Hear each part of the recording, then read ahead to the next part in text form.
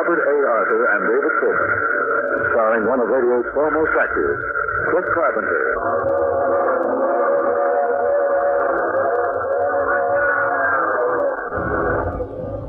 This is a mysterious traveler inviting you to join me on another journey into the realm of the strange and the terrifying. I hope you will enjoy the trip, that it will thrill you a little and chill you a little.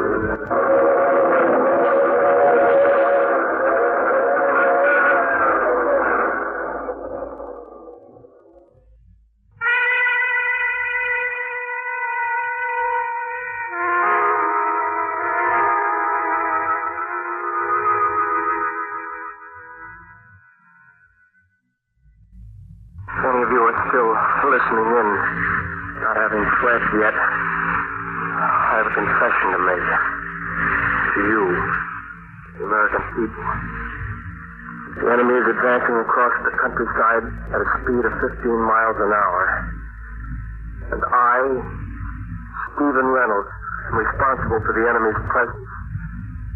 I alone betrayed you.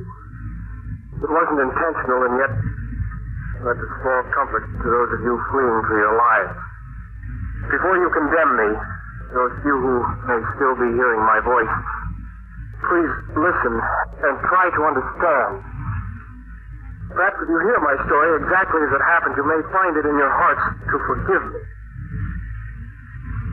It began a year ago at the Lynbrook Country Club, not far from the campus of State University. A banquet was being held in honor of Dr. Charles Warren in recognition of his vast contributions to organic chemistry. The main speaker at the banquet was the governor of the state, who was there to speak in tribute to Dr. Warren. You know Dr. Warren and his brilliant work can only join in the worldwide tribute that he has won with his discovery of beryllium, the new miracle organic soil compound. On this happy occasion, it is my privilege to bestow on Dr. Warren State University's highest award, the DuPage Medal of Science.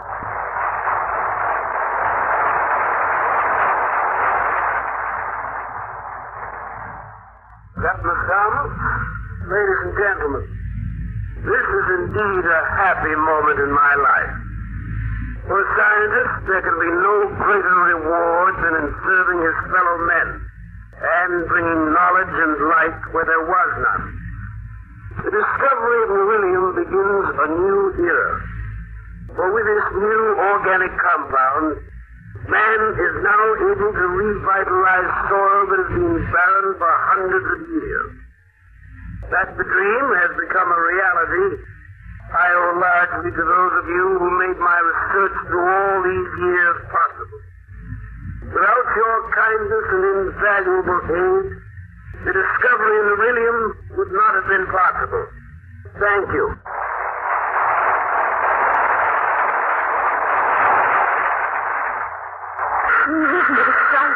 Yes, a great moment in your father's life, man. He's now one of the immortals of science. Let's go out on the lawn. It's hot. Sure. You ever see so many newspaper men with cars? Yes, it's a big story. Your father will undoubtedly win the Nobel Prize next year. You really think so? No, he can't miss. You may not realize it, but you're the daughter of a famous man now. One of these days, I'll be the wife of a famous scientist. That is, if you haven't changed your mind about marrying me. That's one thing I'll never change my mind about. Oh, dear. I've never been so happy. Nor I. You're going to have everything you want, Anne. A lovely home, jewels, servants. I'll settle for this. You've never known poverty, Anne. That's why you don't realize how important money is. We're going to have money, and a great deal of it, very soon. Where is it coming from? For the past few months, I've been working secretly on an experiment. If I meet with success, and I expect to, we'll be wealthy beyond our dreams. An experiment? What sort of experiment, Steve? Your father, after years of research, has discovered an organic compound that revitalizes barren soil. My experiments, Anne, approach the problem of food productivity on a different basis. How? Can you imagine what it would mean to mankind if a wheat crop could be grown in 2 weeks instead of the 4 months it takes? Think of 10 wheat crops a year where before there had been only 2. That's impossible. Nothing's impossible. Think of it. Crops literally grown overnight. A food abundance such as the world has never known before. But how? I'm experimenting with a new chemical formula which has chlorophyll as its base. This formula will assist nature, accelerate the growth of plant life 100-fold. I've already had some small success, but I haven't reached the ultimate goal as yet.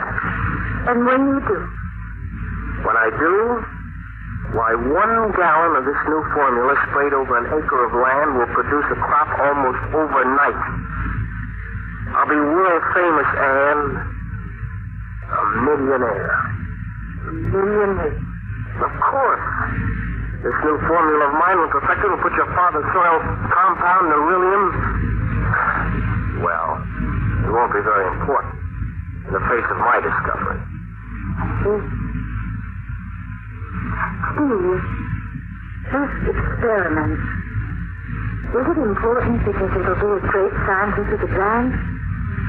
Or because it'll make you wealthy? Why, I'm working for science and humanity, and you know that. But there's no harm in wanting to be wealthy, is there?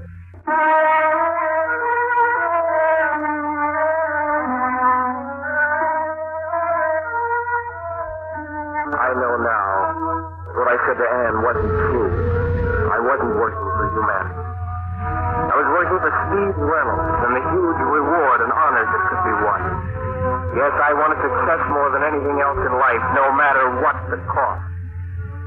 The months that followed, I worked day and night, rarely leaving the laboratory. One experiment followed another as I searched for the right formula.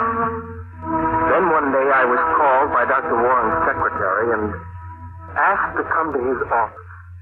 Steve, I have here your progress report for the past 6 months.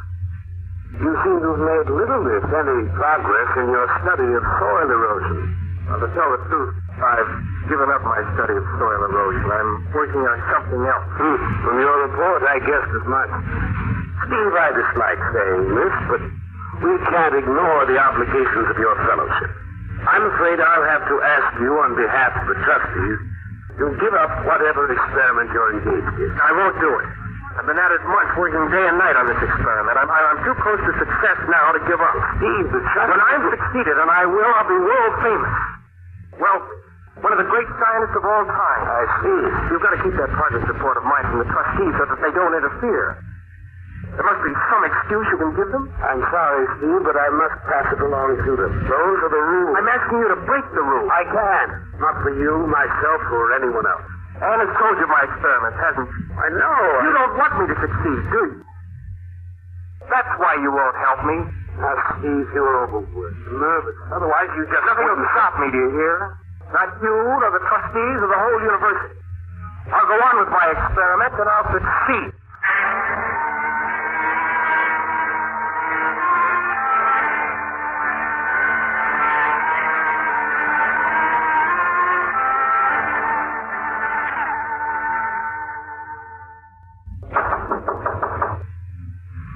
Come in. Steve? Oh, it's you, Anne. What your father told me, you quarreled and you resigned your fellowship? That's right. I'm clearing my things out of this lab and leaving. Where are you going? I rented a small farm 20 miles out of town. I'm going to continue my experiments there. Steve, you can't leave the university, not like this. It'll be a mark against your career. Before I'm finished, your father, the trustees, and the whole university will come to me hat in hand. You speak of father as though he were your enemy. He's no friend. That I can tell you. If he had wanted, he could have withheld that report from the trustees. You're so determined to achieve success that you're blind to everything else. You've lost all sense of perspective. So you're on your father's Yes, side. because he's right. You value fame and money above everything else. And why not? Is there anything else in the world that counts? Steve, you're like a strange. I think our being married would be a mistake. Perhaps it would. Here's the ring. Right.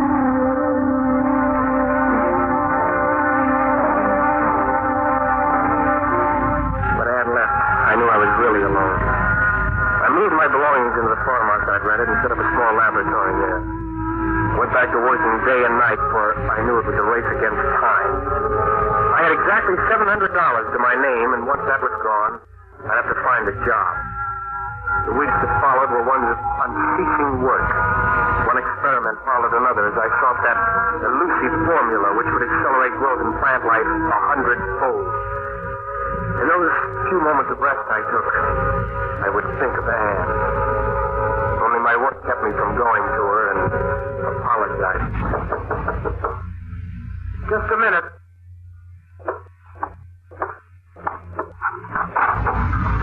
Anne. Oh, you sweet darling. I couldn't stay away any longer, knowing you were here all alone. Have you forgiven me for the way I am? Oh, yes. Yes. Darling, you don't look well at all.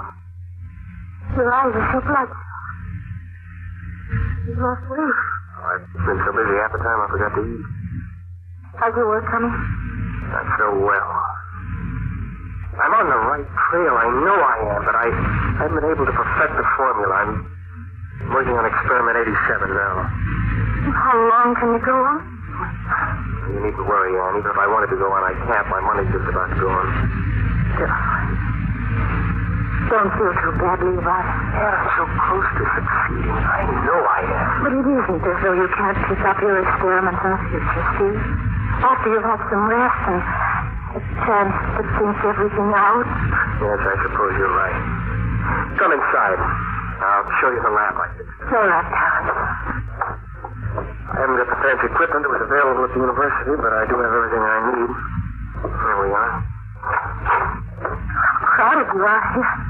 Yes, you see, each experiment called for a small, separate box of earth. There are 87 boxes in the room. That's why it's so crowded. Over there's the box of formula number 1. From there, the boxes run across the floor to... Good night, Steve. Yeah. Formula 87. Formula 87. That box over there. And look. Plant growth. 4 sprouts. Well, what about it, Steve? This morning at 7 o'clock, I planted 4 seeds in this box, and I injected the soil with formula 87. This morning at 7? Yes, it's now noon. These sprouts grew in 5 hours. 5 hours? And I think I've succeeded. I found the formula. What a strange feeling. But I can see those sprouts growing before my very eyes. They are. Those sprouts, what are they? Tomatoes. This rate of growth continues, and by noon tomorrow, these plants will have matured. And they'll be bearing ripe tomatoes.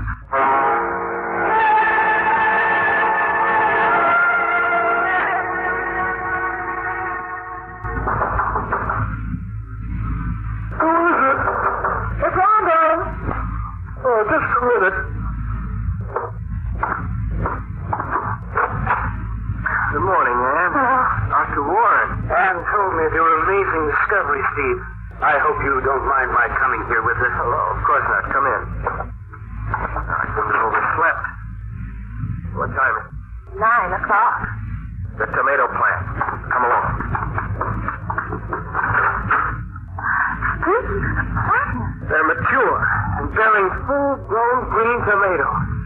And these plants are from the seeds you planted only yesterday morning? Yes. Here are my notes. 7 a.m., 4 tomato seeds planted. 7:05, 250 cc's of Formula 87 injected into the soil. That's incredible. Simply incredible. In a few more hours, those tomatoes will be ripe, ready to be eaten. Just 30 hours after I planted the seeds.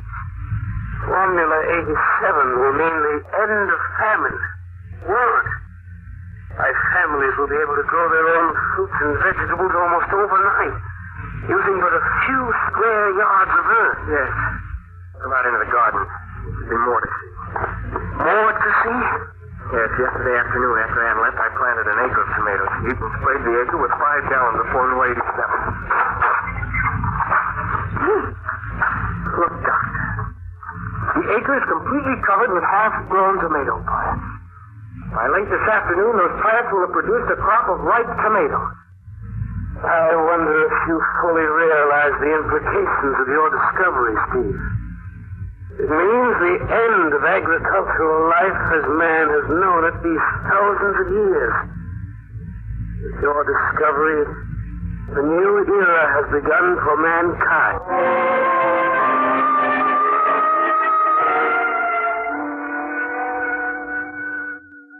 Yes, as we stood there in the garden, there could be no question that every man, woman, and child on earth would be affected by my discovery.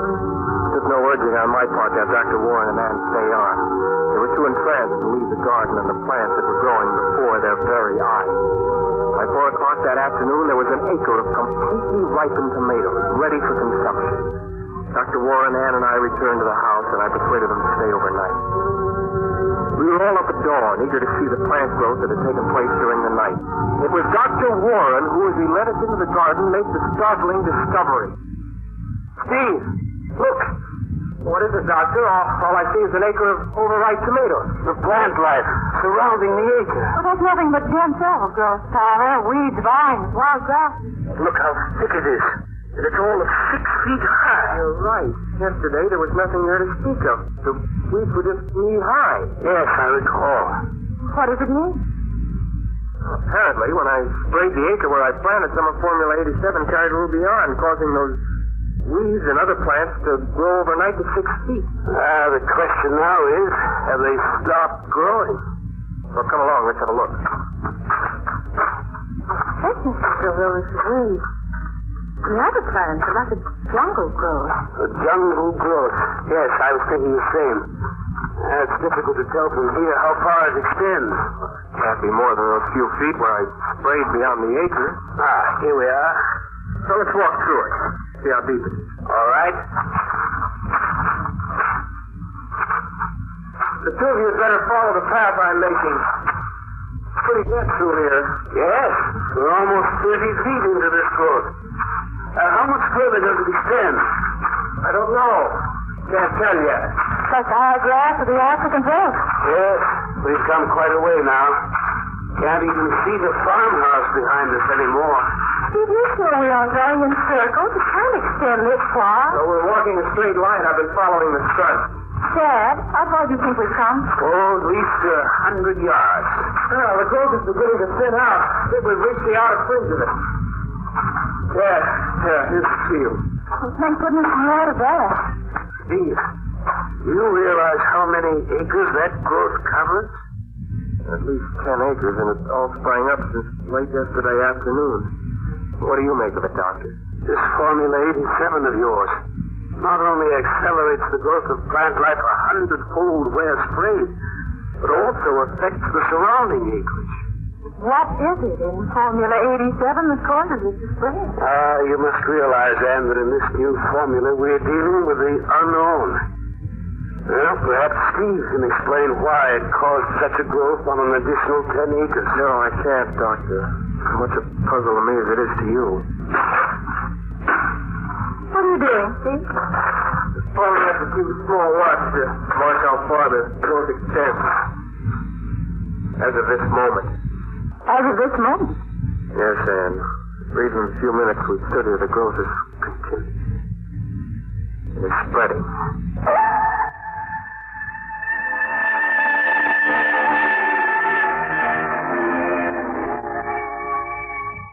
Good morning. This is Bill Storm with the 9 o'clock news. Well, startling news has been coming in over the press wires in the last 10 minutes. A young associate professor, Stephen Reynolds of State University, discovered a new chemical formula which has the power to accelerate plant life growth 100-fold. While engaged in experiments on his farm 20 miles outside of Statesville, Professor Reynolds sprayed an acre of land with his new discovery, Formula 87. One of the amazing results of this experiment was the growth overnight of a 1-acre crop of tomatoes. But another result, which seems almost incredible to this reporter, is the news that Formula 87 caused plant life in surrounding acreage to grow overnight into a fantastic growth and become so thick and profuse as to cause on-the-spot observers to compare it to jungle growth. Even more amazing, the growth seems to be spreading in all directions at the rate of 100 acres an hour. Already it has spread over 2,000 acres of land. Agricultural experts and scientists are being rushed to the scene of this phenomenon. Stay tuned for further news flashes during the day.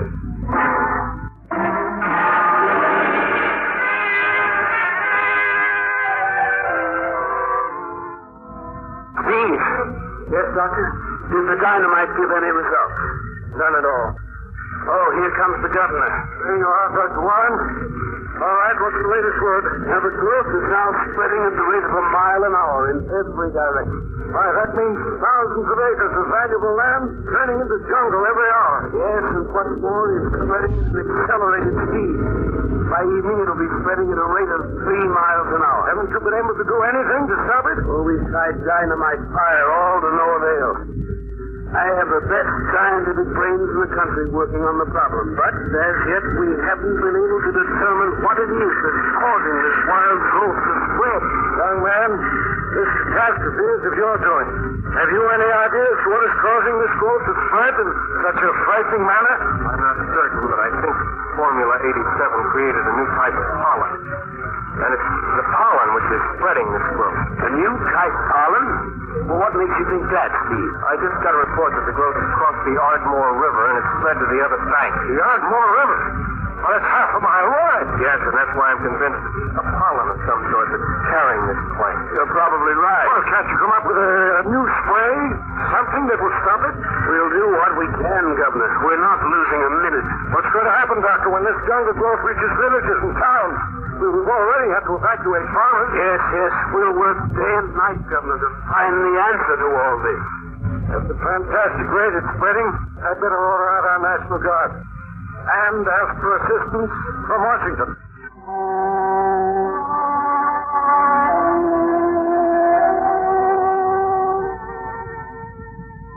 This is Bill Storm, speaking to you from the state capitol. Well, the green plague continues to advance, and Governor Thomas has declared a state emergency. Martial law has been imposed with the full approval of Washington. The green plague has spread over an area of 40,000 acres.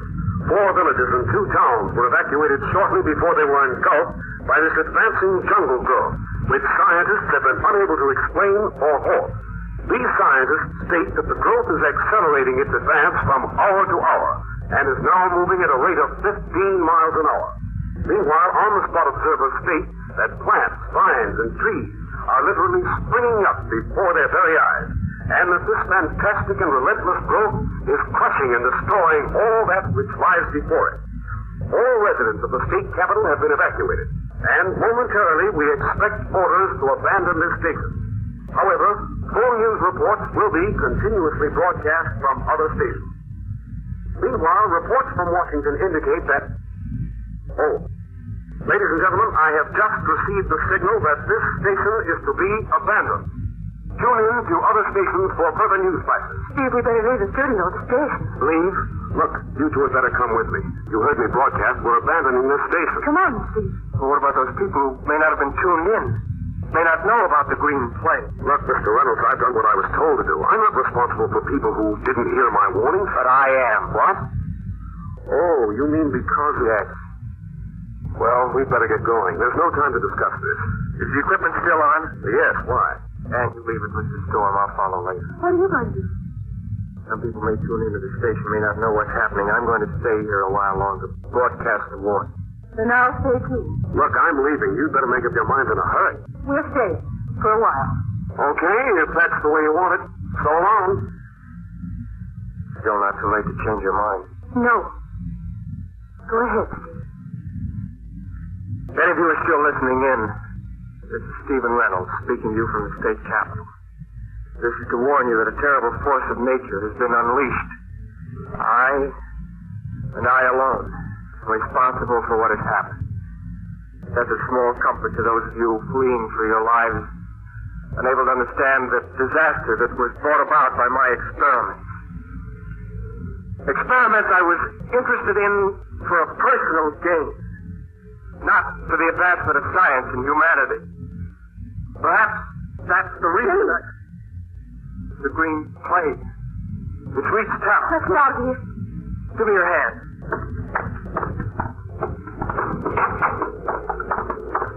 Steve, it sounds almost like an earthquake. Yes. This way to the street. They're strange. The bushes are growing before our very eyes. They're operating like buildings. Look. The building across the street. It's going to come down.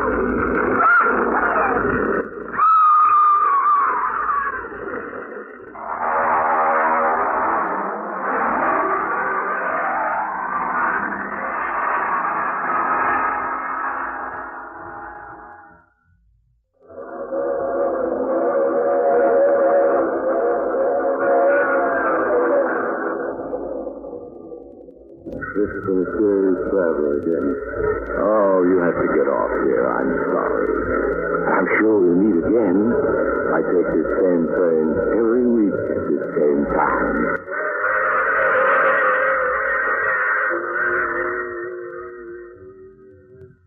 You have just heard The Mysterious Traveler.